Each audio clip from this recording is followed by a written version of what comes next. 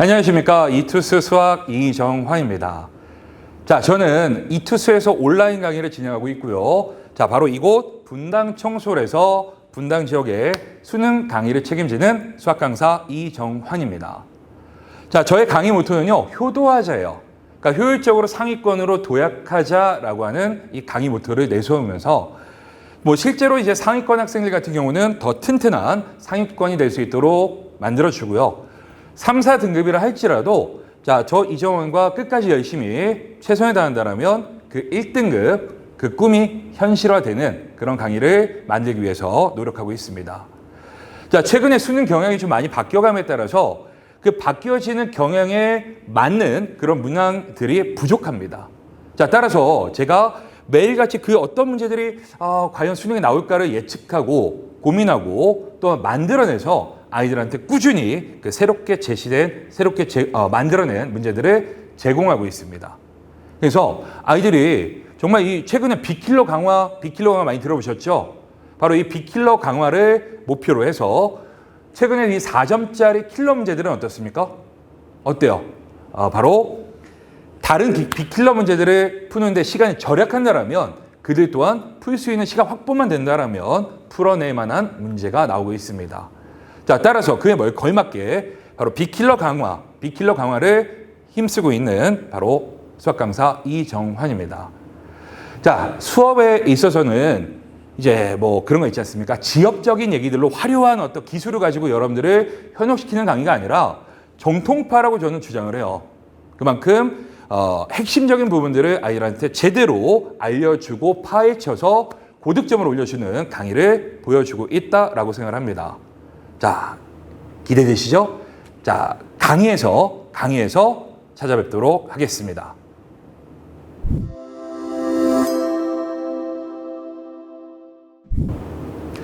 자, 여러분들 6월 평가원 이후에 스스로의 문제점은 잘 파악하고 있을 거라고 생각을 합니다. 자, 6월 평가원과 그리고 2022학년도 예시문항으로부터 나타났던 그런 출제 방향성이 예전과 조금 다르다는 것을 여러분 느끼고 있을 거예요.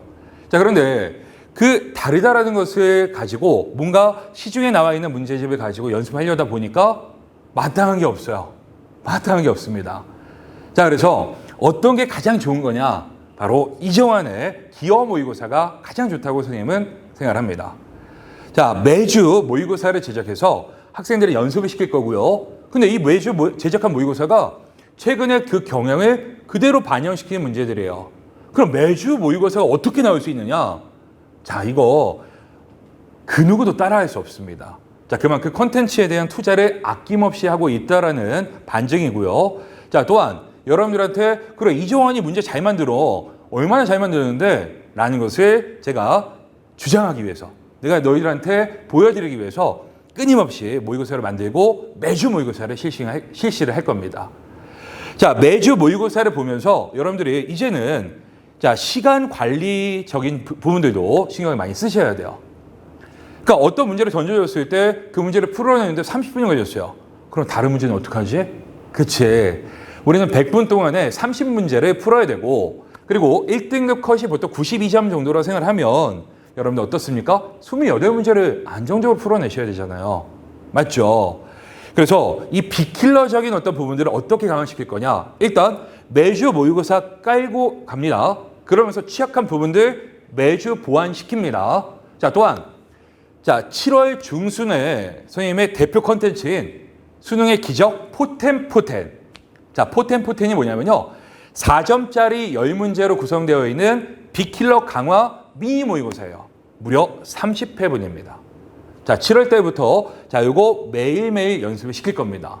매일매일 연습시키면서 자, 또한 9월 모평이 점점 다가오겠죠? 그럼 뭐 합니까? 9월 모평에 걸맞는 모의고사 컨텐츠를 좀 더 많이 연습시키고 그의 또 이제 핵심 주제들을 가지고 또 연습을 시킬 거예요. 제가 이번에 6월 평가원 데뷔를 하면서 10테마 100제를 진행을 했는데 아이들 반응이 굉장히 좋았습니다. 그리고 자, 6월 평가원에 그의 결이 똑같은 문제들이 많이 나왔다라고 생각을 합니다. 자, 따라서 자, 9월 달에도 이렇게 핵심 주제들에 대해서 테마를 잡아서 여러분들 취약 유형을 보완시켜 드릴 거고요. 그 다음에 9월 모평이 치러진 다음에 9월 모평에서 나왔던 그런 경향들을 담아서 변형 문제를 막 제작을 한 다음에 바로 여러분들한테 포텐포텐 2를 여러분들한테 또 연습을 시킬 거예요. 자, 시즌 1, 시즌 2 됐죠? 자, 그 다음에 그거 연습시키다 보면 어느새 10월 달이 돼 있을 것이고요. 자, 올해는 수능이 조금 미뤄져서 바로 11월 달이 어떻게 보면 마무리를 하는 최적의 시기입니다. 그죠? 그 11월 달에는 저 이정환이 수능의 예보, 이정환의 수능 예보. 자, 그만큼 어떻게 보면 자신 있는 저의 컨텐츠가 될 것 같은데, 자, 매주 수능 예보를 내면서 올해 수능에는 이것이 나올 것이다 라고 예측하는 그런 수업을 한번 진행해 보도록 하겠습니다. 자, 결국 여러분 수능 날 포텐 터질 수 있도록 저 이정환이 기원합니다. 화이팅!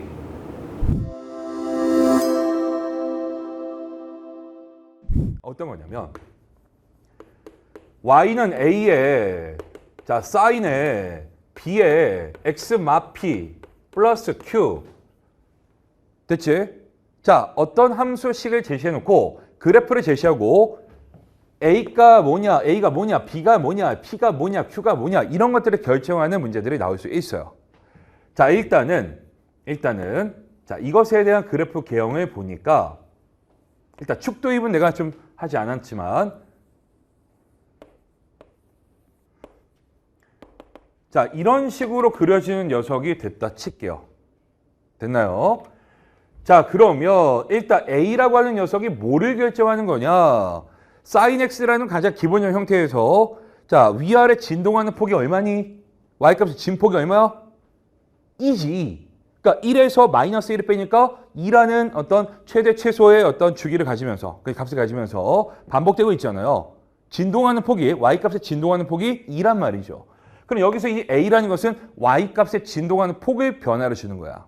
다시 이 a라는 녀석은 뭘 변화시킨다? y값의 진폭을 영향을 준다. 진폭에. 그러니까 y값의 진동하는 폭. 자, y값의 진폭이라는 것은 이렇게 생각하자. 최대값 마이너스 최소값. 됐니? 자, 그것이 바로 어떻게 바뀐다? 원래 진폭이 2였는데 a가 양수인지 음수인지 모르기 때문에 내가 절대값을 취한 거고 2의 절대값 a배 이렇게 알겠지? 바뀐다라는 거야. 그럼 너희들이 자, 이렇게요. 자, 최대값이죠? 그 다음에 얘가 뭡니까? 최소가 되는 녀석이 있겠죠? 그러면 최대와 최소를 잠깐 보시는데 얘를 y는 large m이라 생각하겠고 얘를 small m이라 생각을 한번 해볼게요. 됐죠? 자, 그렇다면 여기서 large m이라는 것은 우리가 이제 어떻게 결정하시면 되냐면 a가 지금 양수인지 음수인지 모르는 상황이야. 주로 뭐 양수가 많이 나오긴 하는데 a의 절대값. 자, 이 녀석은요. 어쨌든 1이 최대가 되죠. 이거는. 그러니까 a의 절대값에다가 자, q는 어떤 역할을 갖는데 y축 방향으로 평행 이동이라는 역할을 가지니까 q 이렇게 더하시면 돼요. a의 절대값에다가 q를 더한 녀석이 뭐가 되겠다? m이 되겠다. 최대값이 되겠다. 그럼 최소값은 뭐가 되겠습니까? 마이너스 절대값 a 더하기 q 이렇게 되는 것을 확인할 수 있어요. 됐나요? 그래서 일단 a를 결정하실 때는 뭘 보고 결정하자? y값의 진동하는 폭을 보고 결정을 하자. 됐니? 즉 최대값 마이너스 최소값을 해가지고 얘를 구하게 되면 여러분들 a값 구할 수 있게 해줘 쉽게. 됐나요? 그 다음에 그래프에서 최대값에 대한 것과 최소값에 대한 것은 다음과 같이 결정을 하니까 사실 이게 y축 방향으로의 평행 이동이잖아.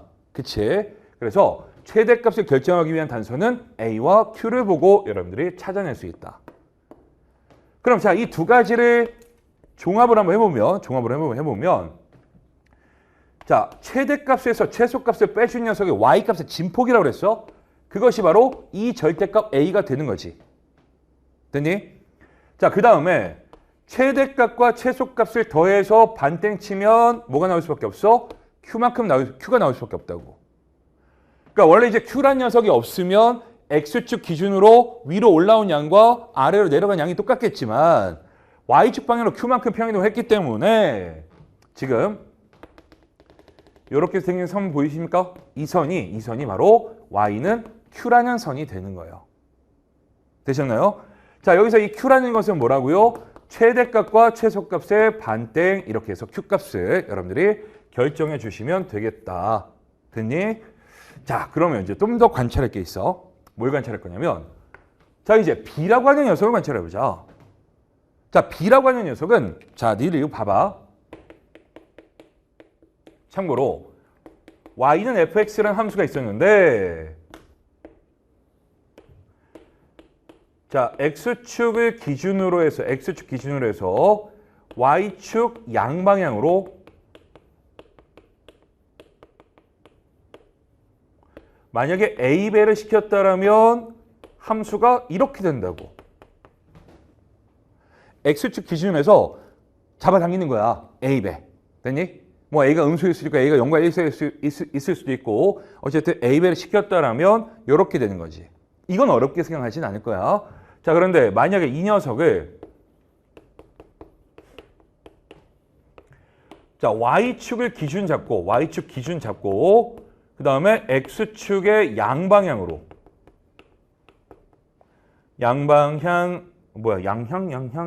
양방향으로 뭐 해보겠다? B배를 한번 시켜보겠다. 됐니?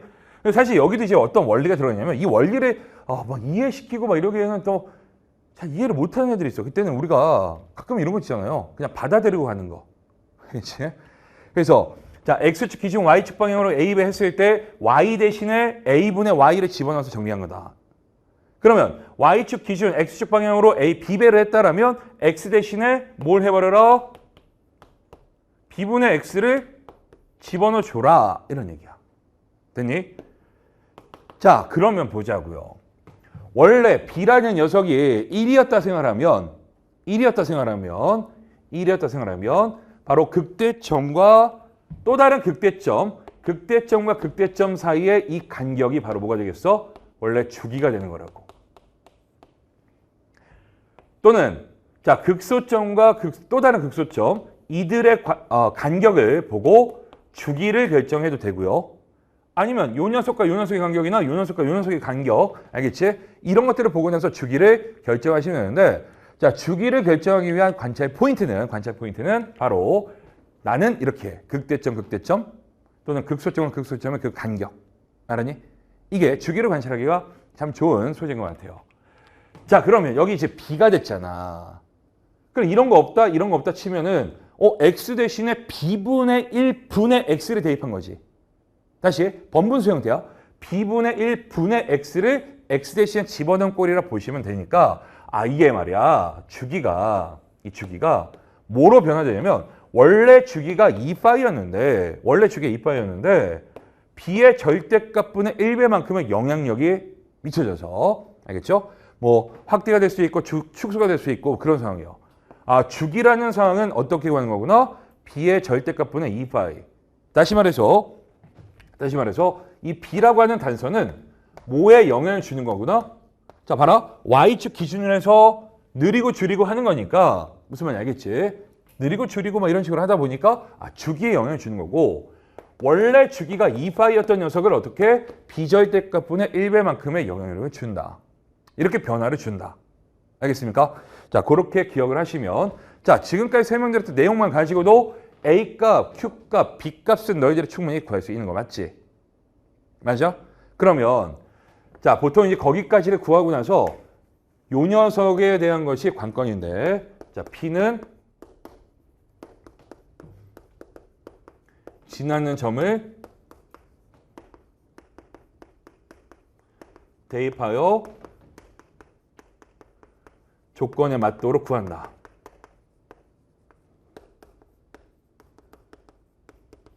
자, 이거는 결국 뭐가 포인트냐면 대입 이게 포인트인 거야. 알겠지? 또 다른 어떤 점을 집어넣어 보라고. 그러니까 만족하는 값들을 이제 구하는데 보통은 이 조건이라는 것이 어떤 제한된 어떤 범위를 설정할 것이고 그 범위에 맞게끔 하는 것을 여러분들이 구하시면 된다는 거예요.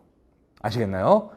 자, 그래서 자, 코사인이든 사인이든 다 이런 기본적인 개념을 제대로 여러분 정리해 놓으시면 되겠고요.